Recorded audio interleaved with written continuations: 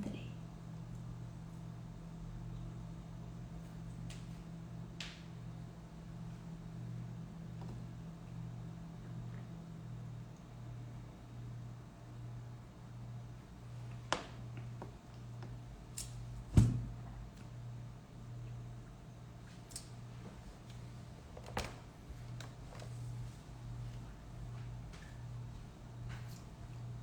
Boa noite.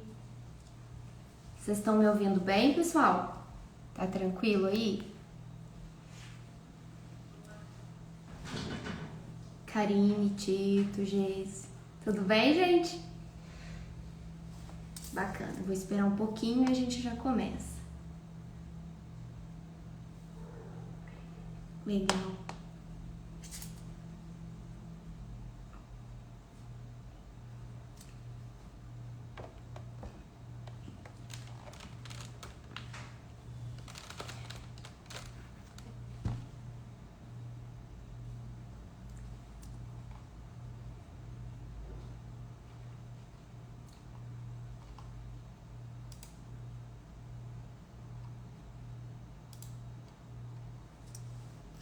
Bom, pessoal, sejam todos bem-vindos.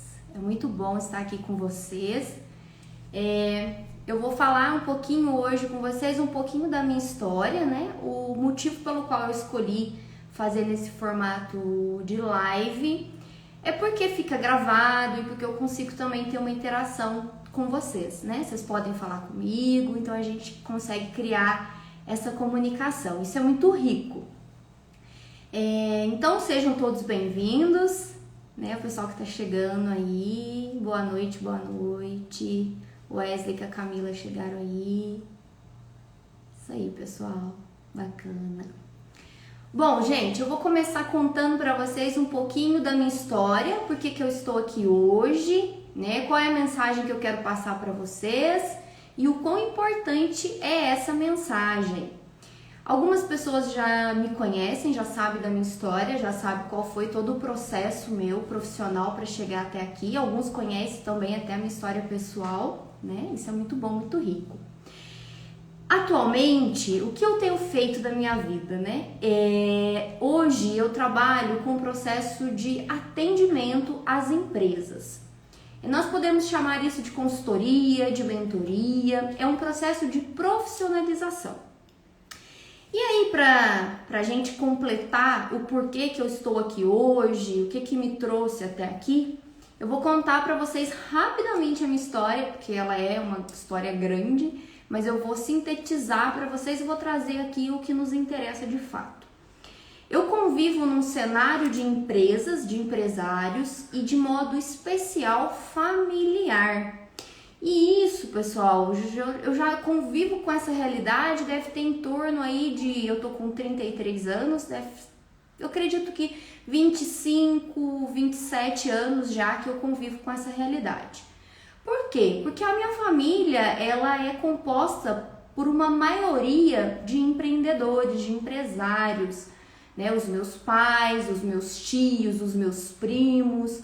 Então, várias pessoas que me cercaram, né, nesse período meu de vida até agora são empreendedores, são pessoas empreendedoras que fundaram seus negócios nos mais diversos segmentos. E isso é muito interessante, isso é muito rico, porque nós sabemos, né, o quanto de pessoas desejam ter esse sonho de ter o seu negócio, de empreender. Muitas pessoas têm esse sonho, mas poucas pessoas conseguem ter o seu negócio e manter o seu negócio vivo. E esse universo de empresas familiares que eu venho convivendo dentro da minha própria casa, eu venho vendo esse cenário e ao longo do tempo eu tenho observado muitos comportamentos que são específicos entre as empresas. Então, meu pai tem um negócio familiar, eu convivo desde pequenininha. E claro que se eu tô aqui hoje é porque eu errei muito, né? Eu várias vezes fui precipitada, várias vezes eu não tive as coerências necessárias e a maturidade necessária para encontrar uma forma de ajudar os meus familiares a gerir o seu negócio. Então, o que eu quero trazer para vocês é o caminho das pedras. O que se você fizer vai dar muito errado e se você fizer vai dar muito certo no seu negócio. Então, nesse processo aí empresarial do meu pai, por eu ser uma pessoa muito jovem também, não ter tanta experiência, eu acabei não conseguindo ajudar tanto conforme eu gostaria, porque me faltavam alguns recursos, tanto emocionais como profissionais. E por uma sorte do destino, né, eu acho que tudo tem um propósito, hoje eu me vejo atendendo empresas com uma cultura familiar, empresas que são geridas por irmãos, por pais e filhos, por tios e tias.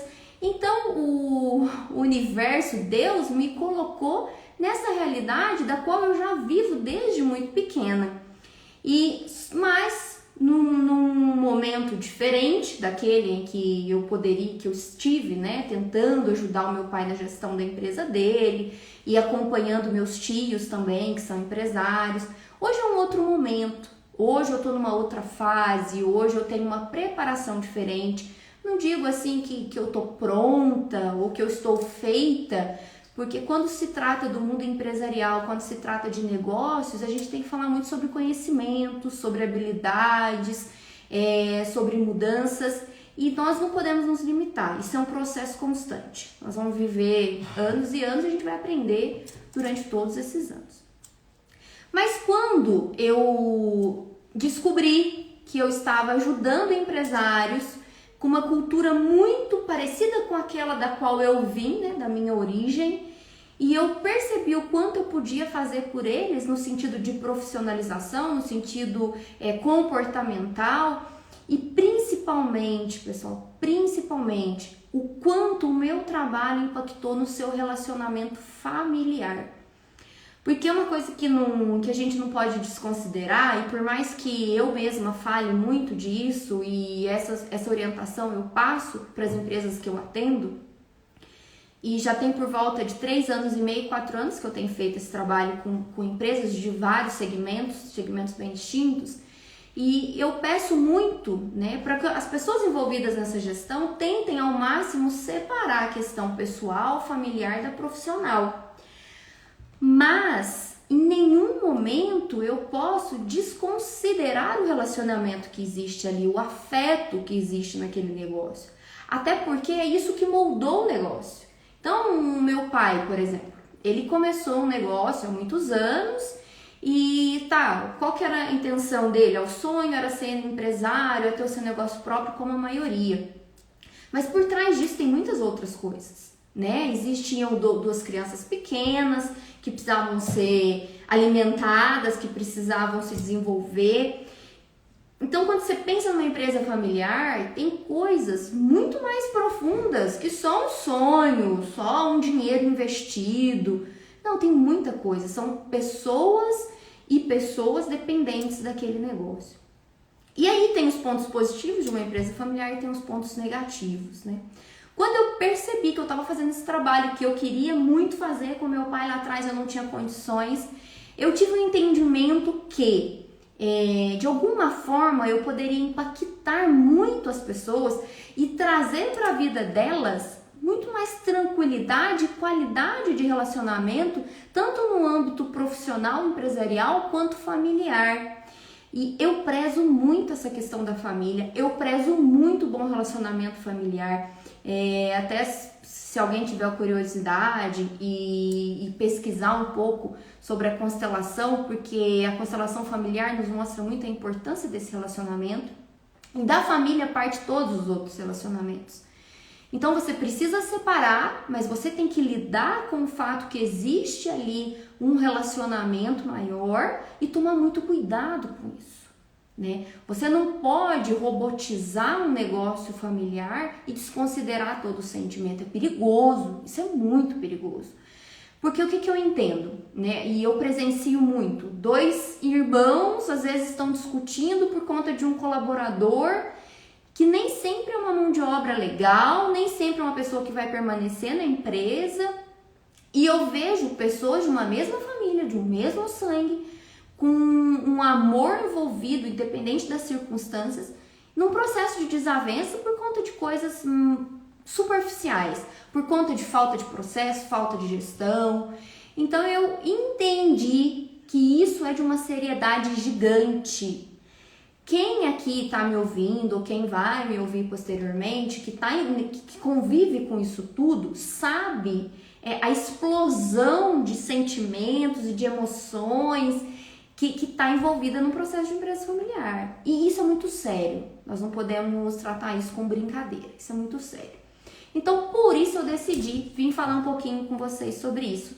Porque se lá atrás alguém tivesse falado para mim coisas que eu sei hoje que não é tudo, repito, não é tudo, eu estou aqui, estou falando sobre isso porque eu errei muito, então eu tenho aprendido a cada dia, mas se eu tivesse ouvido falar um pouquinho do que eu sei hoje lá atrás, certamente eu teria conseguido ajudar os meus pais muito mais nesse processo, né? Eu talvez estaria hoje no processo de gestão com a minha família, mas que por falta desse entendimento, por falta de condições profissionais, de capacidades profissionais e emocionais, eu não consegui.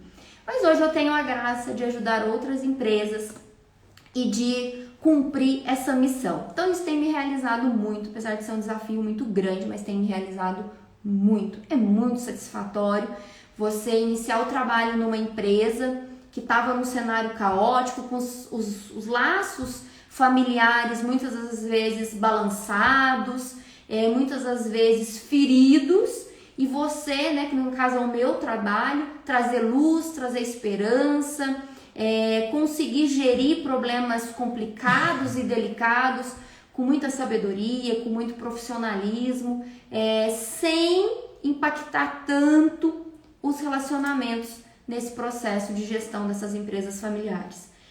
Lembrando também que eu já fiz esse trabalho em outras empresas que não necessariamente eram geridas por irmãos, por pais e filhos, por primos e tios, mas que tinham um cenário familiar.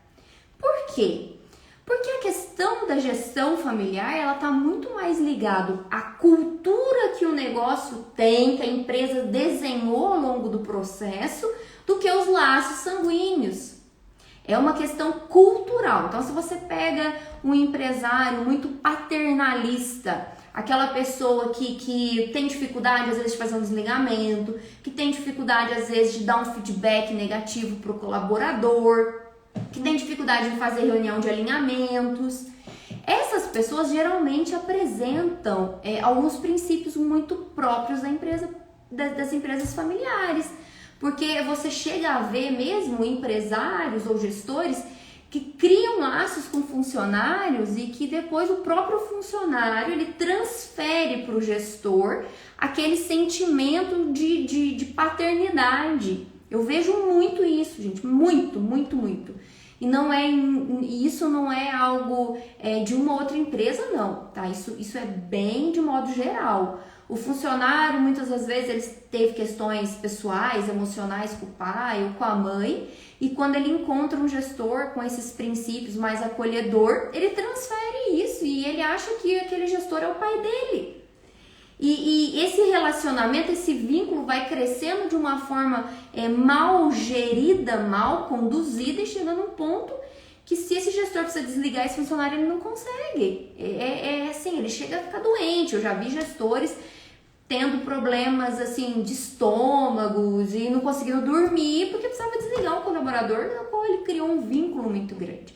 Então, essa cultura familiar é de um modo geral, tá? As empresas de pequeno a médio porte é muito comum a gente ver isso.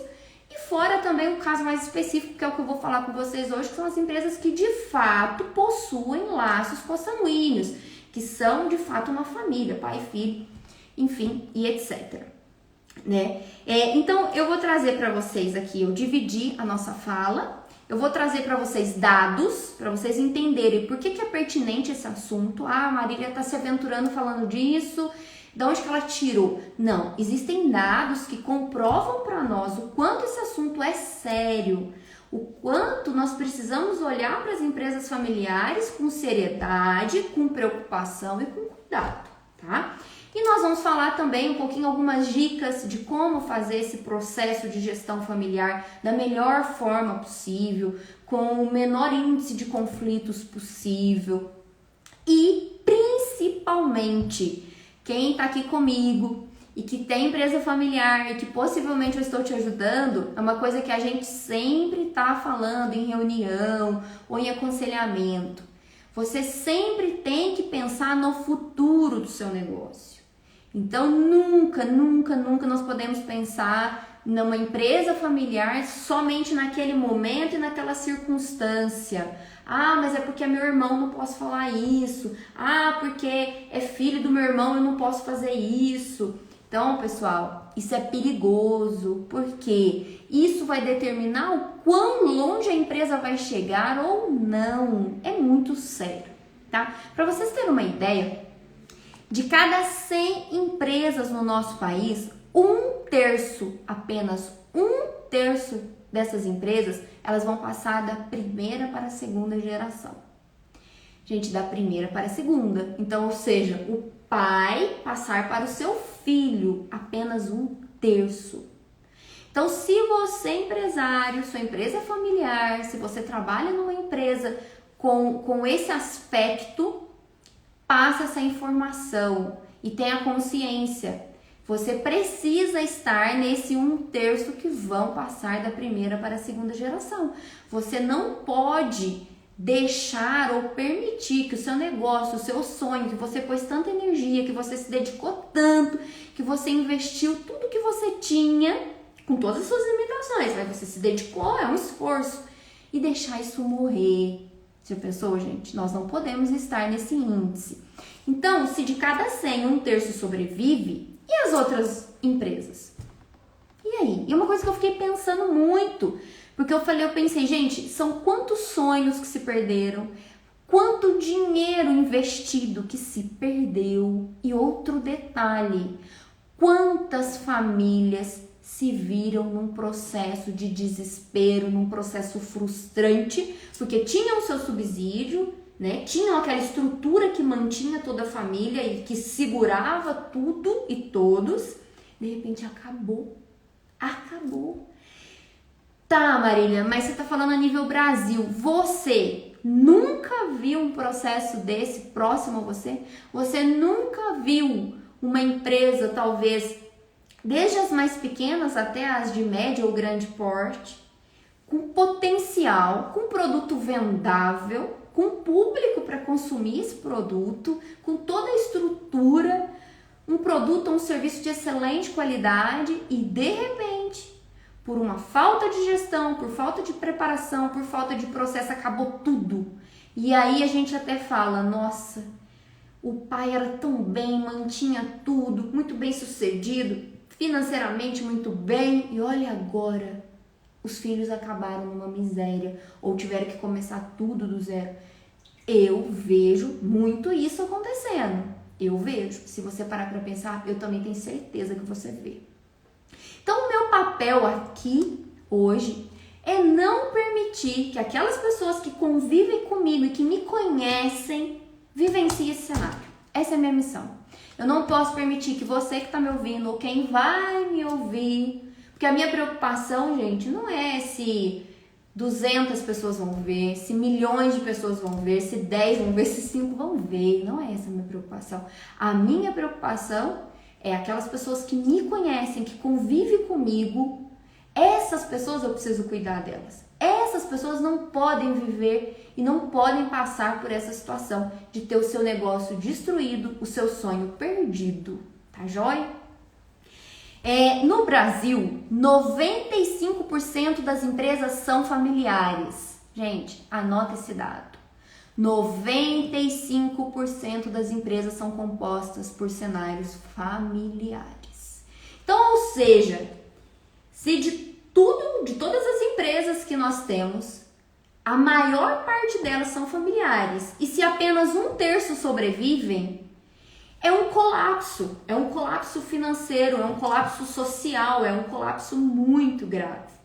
A gente não sente tanto porque o brasileiro é empreendedor, então a todo momento está nascendo uma empresa, então a gente não sente tanto esse impacto. Mas esse impacto está aí, ele está acontecendo, nós estamos vivendo as consequências disso. Por quê? Se o meu negócio ele não prospera, ele não passa para as próximas gerações e eu preciso findá-lo, eu vou ter funcionários, pais de famílias que vão sofrer consequências disso. Eu tenho uma cadeia de fornecedores que possivelmente forneciam insumos para aquela empresa que vão sofrer a consequência disso. O governo vai sofrer a consequência disso. Os prestadores de serviços vão sofrer as consequências, porque o cenário que envolve uma empresa é muito complexo. É muito complexo. Por menor que seja a sua empresa, se for você e mais uma pessoa. Coloca no papelzinho a quantidade de pessoas que estão envolvidas no seu processo de produção ou de prestação de serviço. No mínimo 5 pessoas diferentes você vai ter. E que se você acabar com o seu negócio, vai impactar a vida de alguém. Então nós precisamos lutar para que esses 95% de empresas no Brasil que são familiares, que a maior parte possível delas não venham a ser destruídas aí nesse processo sucessório da primeira para a segunda geração. Já nos países da Europa, o cenário é um pouquinho diferente, mas não tão distante do nosso, tá? É um cenário aí em torno de 75% das empresas dos países da Europa, 75% são empresas familiares. Com algumas diferencinhas, porque no Brasil é muito recente o estudo e é muito recente esse assunto ser tratado num ponto de vista acadêmico, de forma científica. Nós não temos muito essa cultura no nosso país. E o pouco que nós temos é muito recente. Tanto é que, desse conteúdo que eu estou trazendo para vocês, quanto vocês recebem de conteúdos parecidos com isso? Muito pouco. Claro que se você for pesquisar, for aprofundar, você vai encontrar variedades. Mas geralmente ele não aparece assim com facilidade. Já nos países europeus é um pouquinho diferente. Eles já entenderam de forma mais antecipada o quanto as empresas familiares são importantes para a economia e para o país, e aí eles têm tomado um cuidado maior e têm dado uma atenção maior. Mas não é o que nós aqui queremos fazer, nós queremos dar total atenção a esse assunto. Então nós entendemos perfeitamente que o mundo é gerido por empresas familiares. O mundo, não só o Brasil, mas o Brasil, gente, é muito expressivo esse número. E mesmo as grandes empresas, tá, Marília? Mas então, tudo bem, você falou pra gente que 95% das empresas no Brasil são familiares. Tá, mas tem uma porcentagem de 5%, que é uma porcentagem maior, que possivelmente são empresas grandes, empresas até multinacionais, e que também fazem a nossa economia girar e que ali estão centralizados a maior parte dos recursos.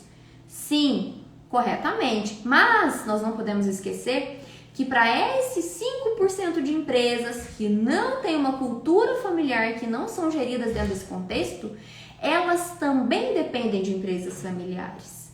Por quê? Se você pegar uma grande empresa, eu atendo médias empresas, de pequenas a médias empresas, e todas elas são prestadoras de serviço ou prestam ou vendem algum tipo de insumo ou produto para grandes empresas. Então as grandes empresas, elas estão inseridas nessa cadeia desse universo familiar. E se eu deixo de prestar um serviço para essa empresa, o outro também deixa, vai impactar aquelas empresas que não necessariamente são familiares.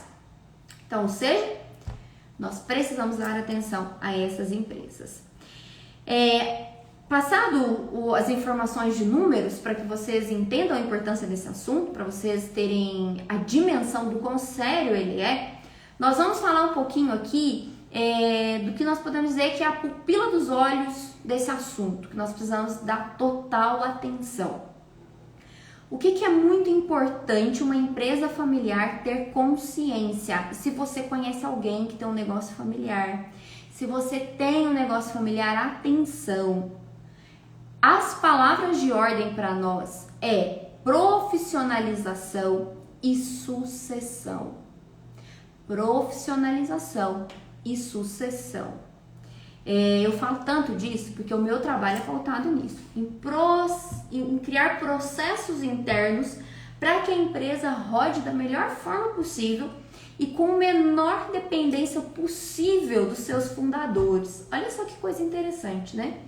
Você tem um negócio e aí você me contrata para eu criar métodos para sua empresa funcionar da melhor forma possível sem você. Mas, gente, quando eu digo funcionar da melhor forma possível sem você, é no processo operacional, tá? A profissionalização de um negócio, ela se dá no seu processo operacional. Quando o gestor ou quando o dono da empresa, ele está muito imerso nos processos operacionais do negócio, ele esquece de ser estratégico. E esse é o grande perigo. Esse é o grande perigo, tá? Então, profissionalização e sucessão. Se a sua empresa não é profissional, se você não sabe muito bem como as coisas acontecem na sua empresa, se quando você precisa de um relatório, de um documento, quando você precisa de uma informação, o cliente pagou, não pagou, emitiu nota, não emitiu, e você não consegue essas informações básicas de bate-pronto, ou seja, você depende de alguém para vir, para te falar, para ver onde tá. Outra coisa que acontece muito, gente, parece bobeira, mas é um sinal gravíssimo de falta de profissionalização. Empresa que perde documento, empresa que deixa de pagar boleto porque o boleto sumiu, empresa que deixa de enviar nota fiscal para os contadores porque a nota sumiu. Gente, isso acontece muito. Tem contador aqui me ouvindo. Eles podem falar, eles devem ver muito esse cenário. Isso que eu tô falando pra vocês, gente, é só uma pontinha dos problemas que uma empresa sofre, das consequências desses problemas por falta de profissionalização, tá? Então, primeiro passo, eu preciso profissionalizar o meu negócio. Eu tenho que olhar para o meu negócio de forma séria. Eu não posso lidar como se fosse uma brincadeira. E o processo de sucessão. Se acontecesse alguma coisa comigo hoje, quem assumiria o meu negócio? E se eu decidisse fazer uma viagem, quem assumiria o meu negócio? Se você tem essas perguntas e não tem resposta, você tem um problema gravíssimo que você precisa olhar com atenção, tá, pessoal? Então, isso é importantíssimo. E mesmo sendo tão importante, a gente não dá total atenção. E eu até entro em defesa dos empresários, porque eu tenho acompanhado, né, a realidade dos empresários, e a maioria deles não tem tempo para pensar em nada disso. Provavelmente eles não têm tempo nem de assistir essa live. E eles vão assistir isso no momento em que eles estiverem dirigindo ou fazendo alguma outra coisa que dê para fazer algo e ouvir ao mesmo tempo. Porque os nossos empresários estão imersos no processo operacional. Por isso eles não conseguem. Agora a gente vai falar um pouquinho de quais processos... Ah, tá, Marília, mas como que você pode me ajudar agora, no processo hoje? Como que você me ajudaria agora, nesse momento, para amanhã eu ir para minha empresa e eu começar a mudar esse cenário e ter uma realidade diferente? Primeira coisa que você precisa entender é que o que mais impacta o seu negócio, o que mais vai determinar o futuro ou não do seu negócio, são os problemas comportamentais que existem ali no seu dia a dia, tá? Nós sabemos que 85% das empresas familiares apresentam um quadro conflitante de relacionamentos. Esses 85%, então de 100 empresas familiares, pelo menos 85 vivem num caos. Um caos emocional, vive num pé de guerra. Para falar um termo um pouquinho mais chulo, é um pé de guerra. Se eu não reduzo esses conflitos, se eu não gerencio essas emoções, esses conflitos vai tomar conta do meu negócio. E daqui a pouco eu não vou ter mais cabeça, daqui a pouco eu não vou conseguir fazer gestão de mais nada, porque isso vai me impactar. Aí a gente vê empresário que não consegue dormir, a gente vê empresários que têm problemas financeiros, mas se você for perguntar o problema de relacionamento com o irmão, com o pai, com o tio, com a tia, com o sobrinho, é muito mais complexo de ser resolvido que o próprio problema financeiro. E desses 85%, onde surgem esses conflitos? A maior parte deles é entre irmãos e entre pais e filhos.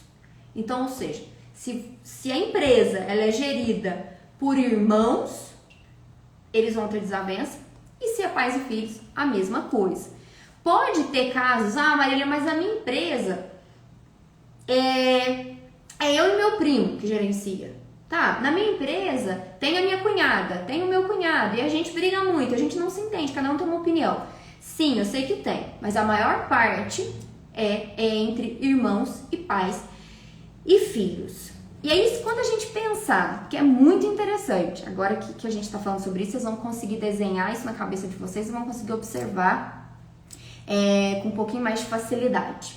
Quando a gente fala de irmãos, é muito natural que esses conflitos partam de irmãos.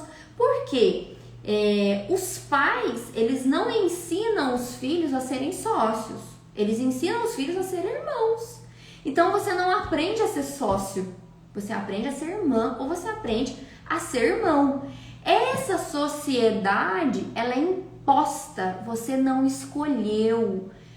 Eu escolhi que o meu irmão vai ser meu sócio. Com raras exceções. Mas a grande maioria, quando é no processo de sucessão, a sociedade é imposta, você não tem escolha.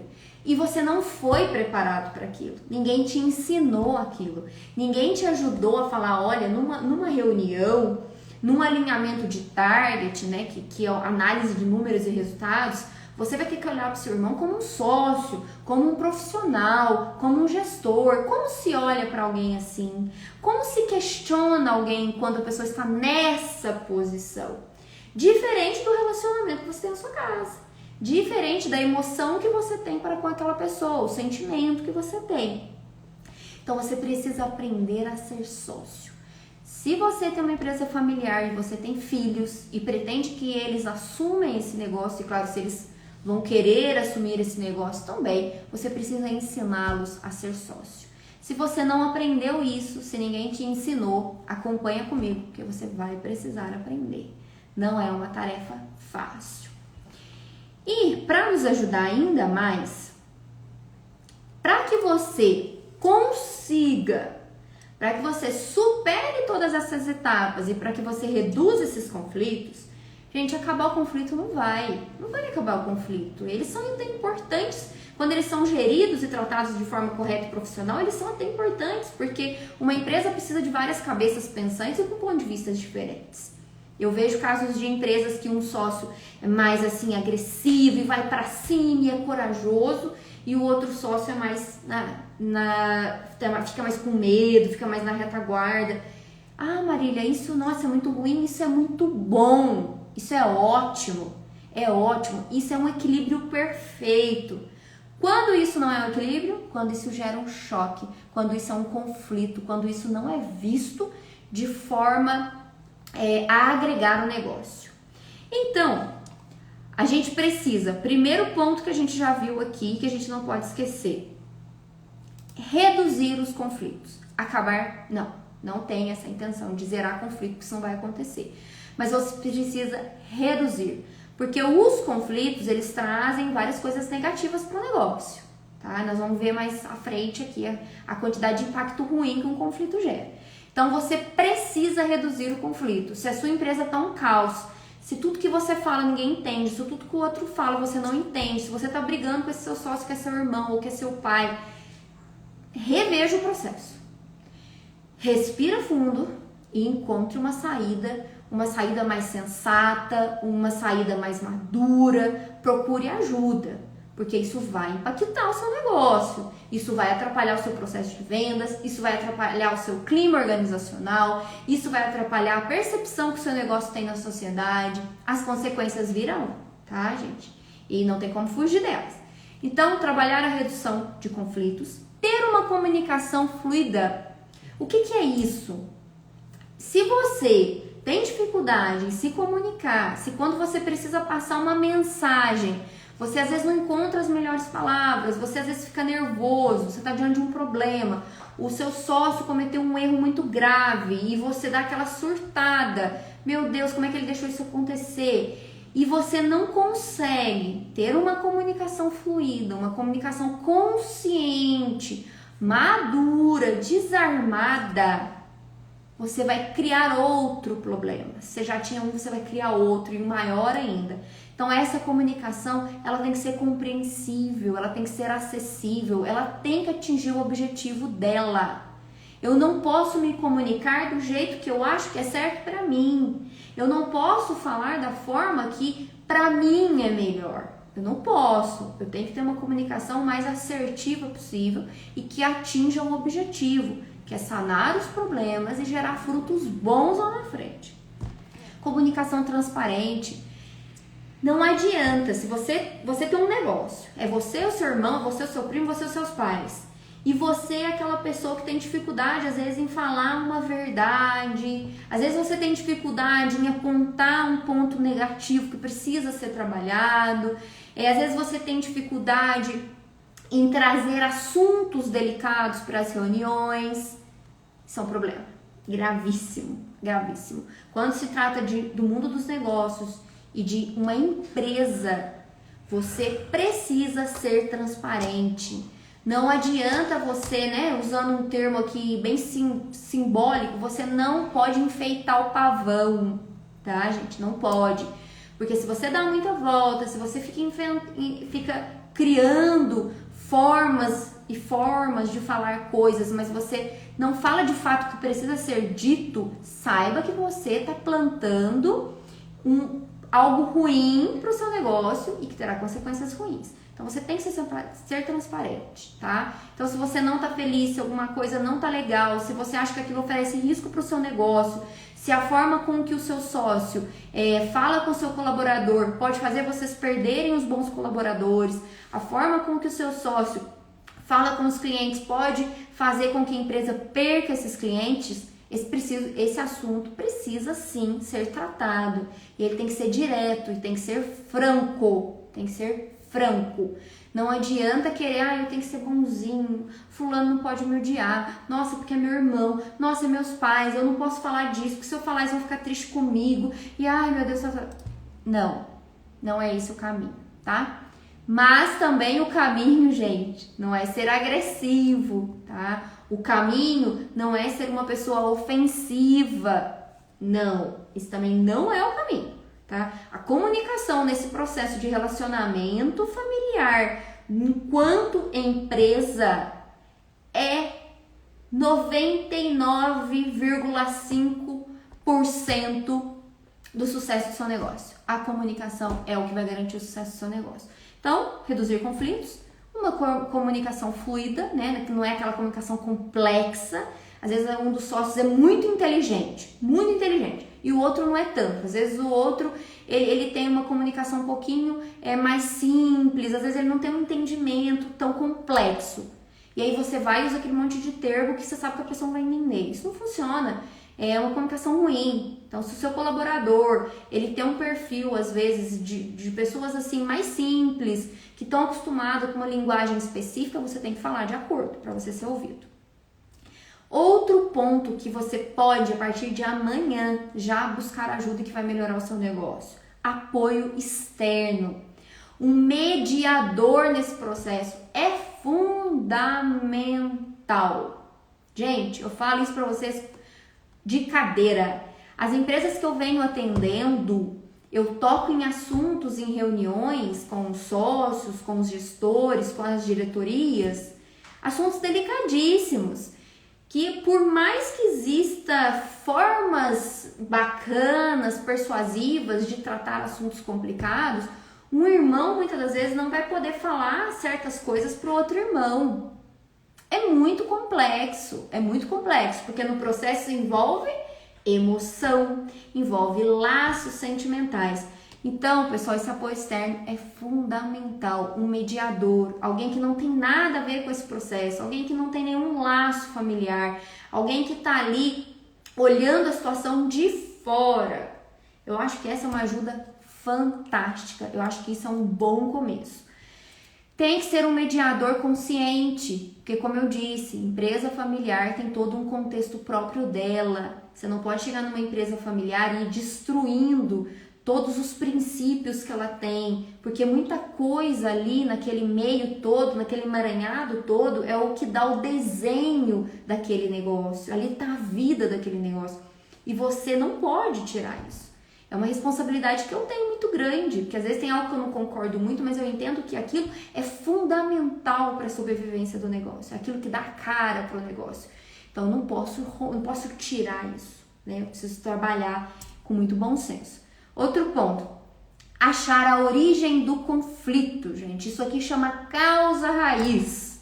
A causa raiz, ela vale não só para a sua empresa, vale para o seu casamento, vale para o seu relacionamento com os seus filhos, vale para a vida. Nós estamos acostumados a lidar e tratar sintomas. Sintomas não resolve problema. Causa raiz. O que de fato tem por trás daquela fala do Joãozinho? O que de fato desencadeou o comportamento da Maria, principalmente no contexto de empresa familiar?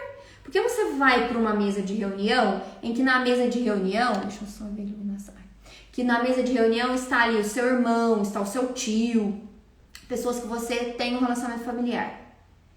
E você, cada um traz consigo as experiências que viveu, os traumas que teve na infância, a dificuldade que teve de relacionamento no processo até aquele momento, enfim, a pessoa traz um monte de coisa. Então a pessoa não age só porque aquele assunto era complexo, não, ela traz muita coisa.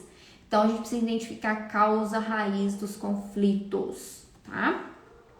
E também, para nos ajudar, a gente precisa criar acordos familiares e societários. O que é isso? Os acordos familiares, gente, começam lá na família, é isso mesmo. Começam lá na família. Se de repente você percebe que um pai às vezes protege mais um filho do que o outro, vocês pensam que esse processo de proteção não vai para a empresa? Vai, em vários aspectos. Ou, vamos imaginar que são 4 irmãos no processo societário. E 2 irmãos se entendem muito bem. E esses 2 não se dá tanto com os outros. E aí, o que pode acontecer aqui? A gente pode ter um fortalecimento entre esses 2 e pode haver um distanciamento dos outros. E isso é muito ruim. Então, o acordo familiar olha, nós precisamos olhar como um todo. Ninguém é preferido, ninguém é melhor e ninguém é menos importante. Se nós vamos gerir esse negócio juntos, nós precisamos olhar para esse negócio com seriedade e nós precisamos ser imparciais. Por quê? Vamos imaginar que a Maria é irmã do Joãozinho e da Aninha lá. E aí a Maria falou mal da Aninha pro Joãozinho. E se o Joãozinho não souber gerir isso, e isso virar uma fofoca, e isso virar uma perseguição familiar, e aí daqui a pouco o tio tá comprando a briga, o pai tá comprando a briga do filho. Gente, isso é muito ruim. É muito ruim, isso é prejudicial ao extremo. Então o acordo familiar é importante. As pessoas que estão envolvidas naquele processo societário, elas precisam olhar de forma imparcial, não desconsiderar o sentimento, gente, porque isso é impossível, isso não pode acontecer, isso não pode, mas nós precisamos gerir as emoções. E um acordo societário, a mesma coisa, né? Eu sou seu sócio, o que é minha responsabilidade, o que é sua responsabilidade, até onde eu posso ir, até onde você pode ir, no que eu posso me meter sem a sua autorização, o que nós temos que gerir juntos para depois tomar providência. Então, nós precisamos fazer também o acordo societário. Quem cuida do quê? Né? E é importante também a gente passar naquele processo de sinceridade, que é a comunicação transparente. Não, eu quero cuidar do operacional. Tá, legal você que cuida do operacional, mas você é uma pessoa organizada? Você consegue ver o processo do começo ao fim? Você consegue antecipar problemas? Você consegue gerir bem aquela equipe que está naquele processo? Se não, você precisa se preparar para ser o gestor operacional. Porque senão não vai funcionar. Então, não, eu sou gestor estratégico, você é gestor estratégico, mas você é assim, ó, você só enxerga uma coisa, você ouve as outras pessoas, você procura prestadores de serviços bons de fato, você analisa as coisas com seriedade e olhar crítico, você é criativo, você pesquisa sobre o seu negócio. Então, se você tem preguiça, se você não leva as coisas muito a sério, se quando alguém te dá uma opinião ou quando alguém traz para você uma novidade, você tá assim, você não pode ser o gestor operacional, o gestor estratégico. Não pode, porque não tem perfil. Então, precisa identificar o perfil, tá? E no processo de sucessão, que é a grande preocupação nossa e que deveria ser a sua, e se você conhece alguém, fale para essa pessoa. Não é só a preocupação jurídica, financeira e de gestão. A preocupação, gente, é no processo comportamental. Então, se você tem a intenção que a sua empresa perpetue, que o seu negócio cada dia mais cresça, que seus filhos assumam o seu negócio, ou que a sua empresa seja, quem sabe aí, vendida por um preço que você possa depois viver a vida tranquilamente, você e a sua próxima geração. Se você quer que seu negócio continue, se você não quer falir, não quer quebrar, se você não quer estar naquela porcentagem monstruosa que eu apresentei no começo para vocês, você precisa gerir o comportamento do seu quadro societário, tá? Se você não cuida da questão emocional, sentimental, se você, o seu sócio, não são pessoas maduras do ponto de vista de relacionamento e sentimento, se vocês não têm inteligência emocional, possivelmente o seu negócio está com os dias contados. Porque isso é o que vai garantir boa parte desse processo. Trabalhar a sucessão em vida. Então, se você pretende dar continuidade no seu negócio, trabalhe a sucessão do seu negócio enquanto você está vivo. A sucessão de uma empresa, gente, não é um evento. Pum, morreu. E agora? Nossa, de repente a pessoa ficou doente e precisou cuidar da saúde. Aí o pai se ausenta do negócio, o irmão se ausenta do negócio, quando ele volta tá tudo destruído, a empresa tá falida. É para recuperar aquele esforço desumano. Esse também é um ponto que você precisa pensar com carinho. Não faça do seu processo de sucessão um evento. Porque se você é aquele tipo de pessoa que bate no peito, meu negócio tá do jeito que tá graças a mim, o meu negócio só chegou onde chegou porque eu estive à frente, porque eu comandei, muito bonito o seu discurso, legal o seu discurso, bacana, mas não vai se adiantar de nada se quando você não estiver presente, o seu negócio acabar, não vai adiantar de nada, que legado que você vai deixar? Só o seu ego pessoal que vai ficar satisfeito.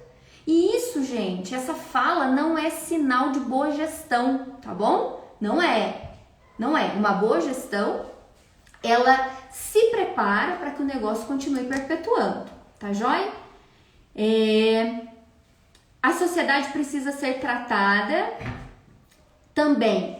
A sociedade, a gestão e a família, você precisa tratar esse tripé de forma conjunta, tá bom?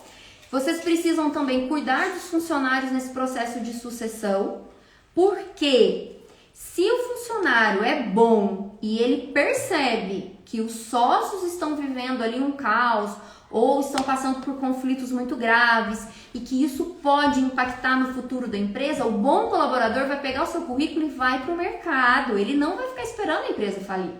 E a empresa já não está bem, os sócios já não estão se entendendo e o bom colaborador vai embora. Pronto, você deixou o seu negócio totalmente debilitado. E aquelas pessoas que forem assumir o seu negócio, ela precisa conquistar a liderança, tá, gente? Não é assim, pega o João aqui, ó, agora o João vai ser o meu sucessor, vou treinar ele, tá bom? Agora todo mundo deve obediência ao João. Não é assim, não é, gente. Liderança não é uma autoridade que se dá, não é um pedestal que se sobe. A liderança é uma conquista. Por isso que é um processo sucessório, não é um evento. E por fim, pra gente finalizar aqui, porque senão vai dar o nosso tempo, eu vou fazer um resumo do que você precisa se atentar e depois a gente volta entrando ponto a ponto de forma mais criteriosa. Você precisa gerenciar conflito, você precisa gerenciar o processo de sucessão, você precisa profissionalizar a gestão e profissionalizar a sociedade, o quadro societário. Não adianta a equipe estar toda alinhada, o processo rodando, um sistema maravilhoso, tudo fluindo bem, se os sócios, quem está à frente dessa empresa, não tem uma visão profissional, se o sócio não tem uma visão estratégica do negócio. Não adianta. Não adianta um planejamento estratégico lindo se os sócios, os donos da empresa, não têm um pensamento estratégico. Não adianta o planejamento estratégico. Bom, pessoal, hoje era essa mensagem que eu queria deixar para vocês. Esse assunto é um assunto que exige da gente muito tempo, dedicação e muito estudo também, porque é um assunto complexo. E eu vou trazendo para vocês aos poucos algumas dicas. algumas questões que podem ajudar vocês a reduzir esses ruídos, a reduzir esses problemas de comunicação. E a gente pode voltar no segundo momento para tirar algumas dúvidas, para fazer alguns aconselhamentos. Eu vou deixar alguma caixinha de pergunta também no Instagram, para que você possa deixar lá a sua pergunta e na medida do possível eu quero ajudá-los. Então eu estou à disposição. E se você conhece alguém que tem uma empresa familiar, ou que trabalha, ou que faz gestão, ou que vai aí herdar um negócio familiar, envie para eles esse vídeo. Tenho certeza que você vai contribuir com muita gente. Pessoal, um abraço. Eu quero agradecer todo mundo que está aqui comigo. Eu fico muito feliz de vocês estarem aqui. Agradeço muito, muito, muita atenção de todos vocês. Tchau e boa noite. Até a próxima!